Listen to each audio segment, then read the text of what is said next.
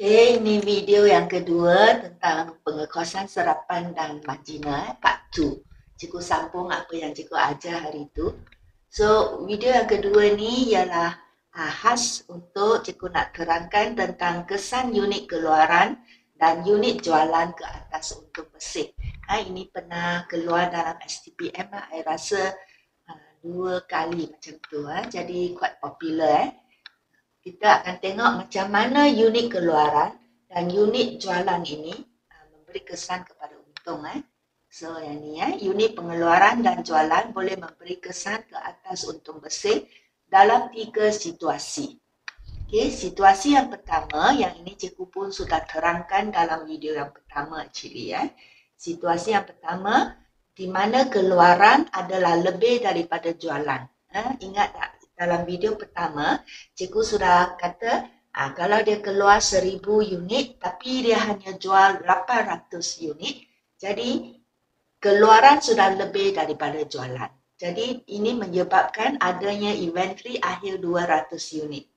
Dan cikgu kata kerana adanya inventory akhir, jadi kos overhead kilang tetap ni sudah simpan dalam inventory akhir itu. Okay, yang extra RM1. Margina pun ada inventory akhir tetapi dia adalah RM10 seunit. Kalau serapan RM11. Jadi dia lebih RM1 itu ialah overhead kilang tetap. Okay, yang tidak dihapus kira oleh serapan kerana barang itu belum dijual. Jadi kerana barang itu belum dijual, inventory dia menjadi nilai dia lebih tinggi untuk serapan. Jadi inventory lebih tinggi, untung dia menjadi lebih tinggi lah. Jadi kesannya ialah serapan untung dia menjadi lebih tinggi daripada pengekosan margina. Okay. So hari ini video ni cikgu akan terangkan 2 situasi lagi lah, iaitu keluaran kurang daripada jualan pula. Okay, keluaran kurang daripada jualan, arti dia mungkin hanya keluar 1000 unit, tetapi dia jual lebih daripada 1000 unit. Bagaimana keadaan ini boleh berlaku? Iaitu wujudnya inventory awal. Apa yang dia keluar hanya 1000. Kerana ada inventory awal 200, jadi dia dapat jual 1200. Jadi keadaan dia, apa yang dia keluar sudah kurang daripada apa yang unit yang dia jual. Jadi kalau keadaan macam tu, kesannya juga akan opposite lah, terbalik, di mana untung serapan kali ini menjadi kurang daripada margina. Okay, nanti cikgu akan terangkan lepas ni. Kita tengok situasi yang ketiga pula. Keluar 1000, keluaran dia 1000 sama dengan unit jualan 1000. Jadi apa yang keluar tu dapat jual habis. Jadi tak ada apa-apa inventory. So kesannya ke atas untung ialah sama. Untung bersih serapan akan sama dengan margina kerana tak ada inventory, jadi tak adanya cost overhead kilang yang tersimpan. Jadi both also akan hapuskan overhead kilang tu kerana dia sudah jualkan, jadi dia tak simpan apa-apa, semua anggap sebagai belanja. Samalah dengan margina. Okay, margina memang dia anggap semua cost overhead kilang sebagai belanja. Okay. Jadi yang ni penerangan dia dalam exam, dia akan minta anda terangkan sebab apa dia lebih tinggi, sebab apa dia sama. Okay, so you kena terangkan dengan cara ni. Sebab perbezaan untung kerana disebabkan oleh cost overhead kilang tetap. Okay, dan you terangkan dalam pengekosan serapan, cost overhead kilang tetap dalam pengekosan serapan diambil kira dalam kos produk. Okay, kos overhead kilang tetap yang tersimpan di dalam inventory hanya akan menjadi belanja bila inventory itu dijual, okay, pada tahun depan. So, macam mana dengan pengekosan margina? So, you kena terang dua-dua. So, kos overhead kilang tetap pula dalam pengekosan margina tidak diambil kira dalam kos produk. Okay, tetapi dia telah direkod sebagai kos tempoh, iaitu belanja lah, belanja yang terlibat pada tempoh semasa pada tahun ni. Jadi dia kos ini dia tak simpan mana-mana, terus ditolak tahun ni sebagai belanja. So you explain like this, kena tunjuk dengan bukti lah jalan kerja dia. Berapakah cost overhead dia yang cikgu akan tunjukkan dalam yang ni. Okay, kita tengok penerangan yang lebih lanjut, kita tengok situasi dua. Jadi kalau exam keluar macam tu, you kena explain lah dengan menggunakan penyata pendapatan. You tengoklah markah. Kalau markah dia kurang, then you explain dalam ayat seperti yang ni. Okay, kalau dia minta you buktikan melalui penyata pendapatan, then you tunjuklah. Okay, kita tengok situasi dua. Keluaran kurang daripada jualan. Arti dia adanya inventory awal. Jadi untung bersih serapan pula menjadi lebih tinggi. Lebih rendah daripada margin. So inilah penyata pendapatan serapan. Nanti dalam exam you tulis dengan penuh lah. Cikgu tunjuk sebagai contoh saja. Sepatutnya kena tulis penuh. Ada nama syarikat semua. So ini dia penyata pendapatan mesti hasil jualan. Kan cikgu kata serapan ini actually format dia sama seperti apakah you sudah belajar selama ni. Okay, so exactly the same, hasil jualan tolak barang dijual. Dan format serapan tadi cikgu sudah cakap kan dekat video pertama, dia mementingkan ini dia kos kilang, di bawah ialah kos pentadbiran, kos pejabat semua. So kita mula hasil jualan dulu. Cikgu masih guna contoh yang sama seperti video pertama. Hasil jualan seunit RM50. Okay. Jadi sekarang dia keluar 1,000 kan. Dan dia adanya inventory awal 200. Jadi dia dapat jual 1,200 unit. Okay. Sudah lebih 10. Okay, 1,200 unit. Jadi hasil jualan diharapkan dapat 60,000. So kita nak dapat untung kan mesti tolak kos barang dijual. Ini semuanya kos kilang. So dapat formula kos barang dijual inventory awal 200 unit. Cikgu samalah dengan video pertama, termasuk overhead kilang RM11. Okay, jadi ini dia jumlah dia. Kos pengeluaran, cikgu kata dia hanya keluar 1,000 unit saja. Dan samalah RM11. Jadi ini jumlah dia. So inventory awal campur kos kilang ialah kos pengeluaran 13,200. Dan semua dapat dijualkan. Dia jual 1,200 unit. Jadi tak ada inventory akhir lah, inventory akhir kosong. So inilah dia kos barang dijual. 13,200. So nak kira untuk kasar, hasil jualan tolak kos barang dijual, itulah dia untuk kasar. Nak dapat untuk bersih, tolaklah belanja operasi. So inilah kos di kilang. Inilah dia kos tempoh. Semuanya belanja pejabat. So dia tak kisah, cikgu kata dia tak kisah dia berubah atau tetap. Untuk yang serapan, dia hanya pentingkan kos kilang dan kos pentadbiran di pejabat. Okay. So ini dia, belanja jualan dan pentadbiran berubah 5,000. Belanja jualan pentadbiran tetap 3,000. So jumlah belanja operasi atau kos tempoh 8,000. So untung kasar tolak belanja operasi, untung bersih ialah 38,800. Okay. Jadi you tengok, untuk yang serapan, ada inventory awal. Inventory awal ni actually dari inventory akhir tahun lepas kan. Jadi, akhir tahun lepas, dia sudah simpan kos overhead kilang itu. Okay? Tak kira sebagai belanja. Tapi tahun ini, dia sudah menjadi inventory awal dan sudah pun dijual. Nampak tak? 200 unit ni sudah dijual. Okay? Jadi apa yang simpan sebagai kos tu sekarang untuk tahun ini dia sudah menjadi belanja. Okay, yang ini dia kos overhead kilang tetap yang tersimpan dalam inventory akhir yang lepas, tahun lepas telah menjadi belanja tahun ni. Okay, Jadi dia sudah jadi belanja, dia masuk kira dalam kos barang dijual. Ya, nampak tak? 13,200 ni termasuk nilai 2,200 ni. So, dia dianggap sudah dijual. Jadi, inilah kos barang yang kita jual tahun ni. Okay. Jadi, kalau dia adalah kos barang dijual, jadi dia tolak daripada untung kita lah. Untung jualan kita. Hasil jualan kita ni. Okay. Kerana inventory ni telah dapat dijual. Okay, dia sudah jadi belanja tahun ni. Jadi untung tahun ni menjadi kurang lah.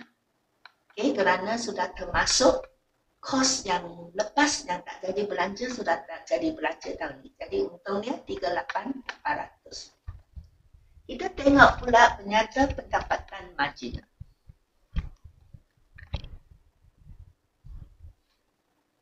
Okay, ini dia penyata pendapatan marginal. Guna maklumat sama, hasil jualan dia sama. Dia dapat jual 1,200 unit. Jadi inilah hasil dia, hasil jualan. Dan penyata pendapatan marginal, cikgu kata format dia hanya pentingkan berubah dan tetap. Jadi berubah di atas, tetap di bawah. Okay, ya? Jadi dia tak kisah ini kos berubah kilang ke office. Yang penting semua kos berubah all on top. Tak kisah kos tetap ni kilang ke office. Semua kos tetap down, bawah. Okay. So, kita jualan akan tolak kos berubah dulu. So, kos berubah kan ada kos berubah kilang dan kos berubah office kan. Okay. Kirakan kos berubah kilang dulu. So, sama. Inventory awal 200 unit. Jadi, dia adalah RM10 seunit kerana tak termasuk kos overhead kilang tetap. So, hanya RM10 sahaja. Jadi, inilah 2,000 saja. So, kos pengeluaran pun sama. Dia tak ambil kira kos overhead kilang tetap. Jadi, hanya RM10. Yang RM1 tu tak kira. So, jumlah kos barang dijual kerana dia keluar 1,000. Awal 200. Jadi, dia jual 1,200 kan. Jadi, semua sudah dijual. Ini merupakan dipanggil sebagai kos barang dijual yang berubah. Okay, 12,000. Dan inilah berubah kilang. Campurlah kos berubah office, kos berubah pentadbiran. So, belanja jualan pentadbiran berubah 5,000. Cikgu ambil semua samalah information yang sama dengan video yang pertama. So, jumlahkan berubah kilang, berubah office. So, jumlah kos berubah ialah 17,000. So, hasil jualan tolak kos berubah akan dapat margin caruman. Actually, cikgu kata dia untung kasar. It's just that we have a special name for that. Margin caruman. 43,000. So, lepas tu nak dapat untung bersih mesti tolak dengan kos tetap. So, kos tetap ni tak kisah dia kos tetap kilang ada office. Semua kos tetap tolak. So, tolaklah kos tetap kilang dulu. Kos tetap kilang ialah kos overhead kilang tetap. Kerana dia tak masuk kira dalam produk dah. Dia anggap dia sebagai kos tempoh. So, dia anggap dia sebagai belanja. So, kos overhead kilang tetap, dia keluar 1,000 unit, 1 unit RM1, so jumlah dia 1,000. Dan belanja jualan dan pentadbiran tetap office 3,000. So jumlah kos tetap 4,000. So margin caruman tolak kos tetap akan dapatlah untung bersih 39,000. So you akan dapati untung bersih serapan 38,800. Untung bersih marginal 39,000. So, untung bersih sudah lebih tinggi untuk marginal sebanyak 200 daripada serapan. So, dari mana datangnya 200? Kenapa dia lebih tinggi? Sedangkan all the items dia sama. Belanja dia sama, kos dia sama, hasil jualan pun sama. Kenapa dia, bila kita sediakan mengikut kaedah yang lain, kenapa dia adanya different 200? Yang marginal tu lebih tinggi. So, supaya anda lebih faham, kita tengok yang ni. Cikgu terangkan. perbandingan kos overhead kilang. So, perbezaan utamanya disebabkan oleh kos overhead kilang lah. Okay. Yang telah menjadi belanja antara dua kaedah. Kita tengok serapan. Kos overhead kilang dia, okay, dalam inventory awal pun ada kan, kerana dia ambil kira kos overhead kilang dalam kos produk dia. So, dalam inventory awal, 200 unit ada RM1 kos overhead kilang. So, kos overhead kilang dia ialah 200. Dan tahun ni dia keluar 1000 unit kan. Dalam dia pun ada kos overhead kilang. So, keluaran yang dijual dan semua 1000 unit telah dijual. So, erti dia 1000 unit, RM1 seunit kos overhead kilang ialah 1000 kos overhead kilang.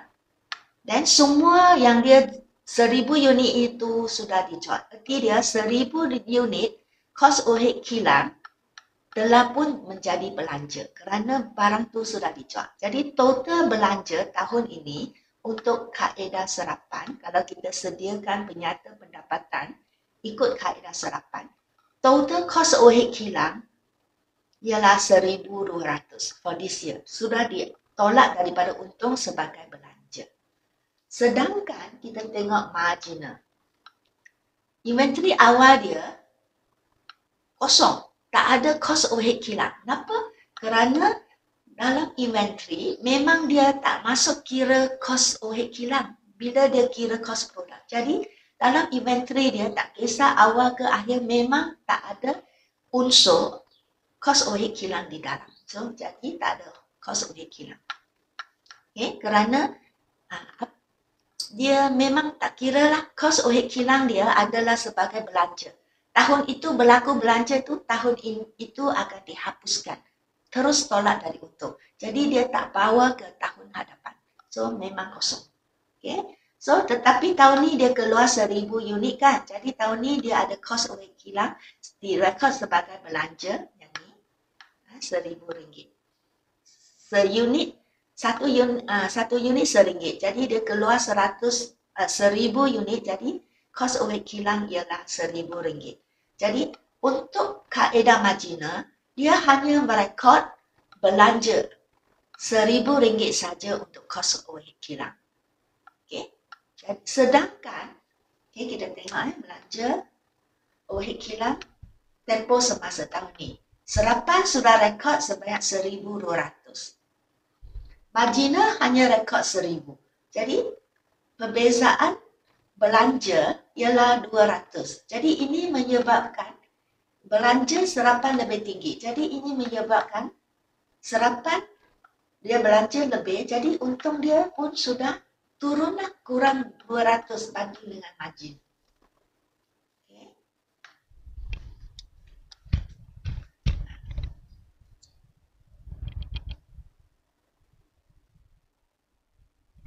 Kita tengok pula situasi yang ketiga.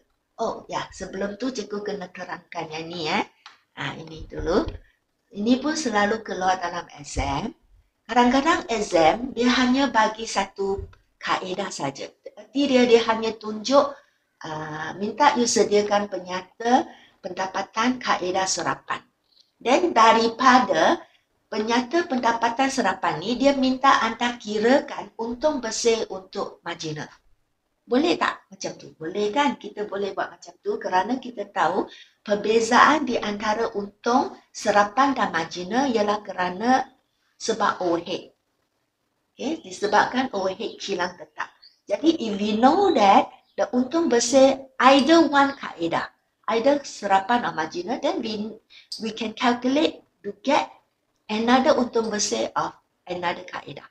Contoh di sini, katakan soalan minta you buat penyata pendapatan serapan dan you dapatkan untung bersih serapan ialah tadilah kata contoh tadi 38800.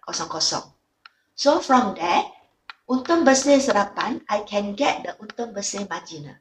Macam mana? I know that you tengok soalan lah. Kalau soalan dia adalah inventory awal. So serapan ini untung dia lebih kurang. So the marginal should be lebih tinggi kerana inventory awal termasuk cost overhead kilang tetap yang last year sudah menjadi belanja this year. Jadi menyebabkan untung serapan lebih rendah kan. So if you want to know the untung bersih marginal, you have to campur balik lah. Okay, campur balik the cost overhead kilang. Okay, you campur balik, then you will get the untung marginal. So you campur balik the cost overhead kilang tetap yang telah dikira sebagai belanja untuk serapan. Okay, you campur balik, then 200 ni you akan dapatlah untung bersih marginal. Okay, 39,000. So, kalau soalan pula terbalik, dia minta you sediakan untuk penyata pendapatan marginal. So, from there, you get the untung bersih penyata marginal yang lebih tinggi, 39,000. So, you know that kalau adanya inventory awal, the cost overhead kilang memang untuk marginal sudah tolak last year. This year dia tak tolak. So, ini menyebabkan untung dia lebih tinggi kan. So, if you want to know the serapan, so you have to tolak also lah. So that you will same like, you will get the serapan one. Okay, because apa yang you tak tolak itu, tetapi serapan tolak. So, if you want to know the serapan dia untung, so you ikut dia lah. Dia tolak, you pun tolak. So, dia pun tolak. Dari 39,000 ni, dia tolak lah cost overhead kilang tetap yang telah menjadi belanja dari inventory awal tu, 200. So, from there, you dapatlah untung bersih serapan yang lebih rendah, 38,800. Ya, ini selalu keluar dalam exam juga. So, kita tengok situasi 3, di mana unit keluaran adalah sama dengan unit jualan. Apa yang dikeluar, semua dijual habis. So, tak adanya inventory langsung. So, same. So, kalau keadaan macam ni, jadi tak adanya apa-apa cost overhead kilang yang disimpan oleh serapan. Okay, dapat dijual, so all the cost overhead kilang sudah menjadi, cost overhead kilang tetap sudah menjadi belanja. So, untung sama lah. Okay, untung bersih serapan sama dengan untung bersih marginal. So, kita tengok huraian dia, masih sama information. Dia keluar 1,000, dia dapat jual 1,000. So, hasil jualan dia 1,000 darab RM50, 50,000. Dan serapan kena tolak kos barang dijual kan. So, kos pengeluaran dia keluar 1,000 unit dan darab RM11 kerana termasuk kos overhead kilang tetap. Jadi, jumlah ini. Dan semua dapat dijual kan. Tak ada inventory apa-apa. So, kosong. So, ini dapat 11,000 adalah kos barang dijual. So, dapat untuk untuk kasar, jualan tolak kos barang dijual. So, ini untuk kasar 39,000. So, nak dapat untuk bersih, tolaklah belanja operasi, ada kos tempoh. So, tak kisah dia berubah atau tetap kan. Okey, tolak. Jualan pentadbiran berubah 5,000, jualan pentadbiran tetap 3,000. So, jumlah 8,000. Untung bersih, untung kasar, tolak kos tempoh, ada belanja operasi. Dapatlah untung bersih 31,000. So, kita tengok marginal. Okay, sama. Apa yang dikeluar juga semua dapat dijual. 1,000. So, dapatlah hasil dia. Dan dia mesti tolak kos berubah kan. So, kos berubah ialah kos pengeluaran berubah. 1,000 unit dia keluar dan RM10 tak termasuk kos overhead kilang tetap. So, ini dia kos pengeluaran 10,000 dan dapat jual semua kan. Sama, tak ada inventory akhir. So, kos barang dijual berubah ialah 10,000 dan campur dengan kos pejabat, kos pentadbiran berubah, jualan dan pentadbiran berubah 5,000. So, 15,000 ialah jumlah kos berubah dia. So, hasil jualan tolak kos berubah, kita panggil dia margin caruman. 35,000. Dapat untuk bersih mesti tolak kos tetap. So, untuk marginal, kos overhead kilang tetap semua ada dianggap sebagai belanja. Jadi dia terus tolak tahun ni. So, 1,000 unit darab RM1. Okay, 1,000. Jualan dan pentadbiran tetap 3,000. So, inilah jumlah kos tetap 4,000. So, margin caruman tolak kos tetap untung bersih 31,000. So, dia nampak sama. Kerana tak adanya inventory. Jadi, apa yang kos OH kilang tetap yang RM1 untuk serapan ni, semua sudah jadi belanja. Sama dengan marginal. Dia pun memang selalu dia anggap semua sebagai belanja. So, tak ada beza lah. So, untung akan sama. So, inilah penerangan dia. Untung bersih kedua-dua kaedah adalah sama.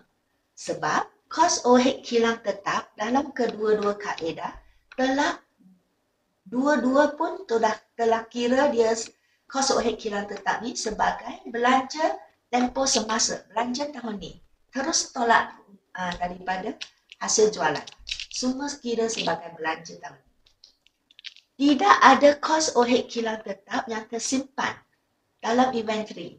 Kerana tak ada inventory, jadi tak simpan apa-apa oleh pengekosan serapan. Sebab semua keluaran telah dapat dijual. Jadi kalau barang dapat dijual, dia sudah jadi belanja. Jadi tak simpan apa-apa, dia samalah dengan marginal pada tempoh ni. Jadi untung pun sama.